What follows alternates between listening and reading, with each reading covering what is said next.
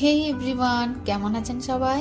আমি ইয়াসমিন, আমার ব্লগে আপনাদের অনেক স্বাগত। শীতকালে পিঠা মানে তো বাঙালির এক সংস্কৃতি। এই শীতে এখনো পর্যন্ত একদিনও পিঠা হয়নি, তাই মা আমায় বানিয়ে দিচ্ছে পুর পিঠা। আমিও একটু একটু বানাতে পারি, তবে নানি আর মায়ের হাতের পিঠার তো আলাদাই স্বাদ। শীতের দিনে বাড়িতে পিঠা বানানো মানে তো একটা উৎসব, আর সেই পিঠা যদি মা বানিয়ে দেয় তার মানে তো শৈশবে স্মৃতি ফিরে পাওয়া। নারকেলের পুরটা আমি বানিয়েছি, মা সঙ্গে করে চালের গুঁড়া আর খেজুরের গুড় এনেছে।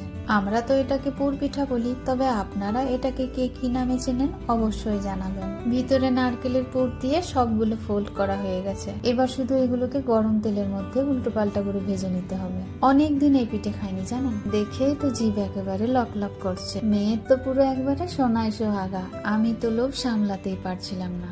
যতক্ষণ পিঠা ভাজা হচ্ছিল ততক্ষণ মামের মুখ সমানে চলছিল। তবে এই পিঠাটা শীতের দিন ছাড়াও বছরের যে কোনো সময় বানিয়ে খাওয়া যায়। শীতের হাওয়ানা বইতে বইতে এদিকে মেয়ে তো ঝোঁক ধরে বসে আছে ভাপা পিঠা খাবে। সেটা না হয় আবার অন্য কোনো দিন। আজকের ব্লগটি এখানেই, দেখা হচ্ছে পরের ব্লগে। ভালো থাকবেন।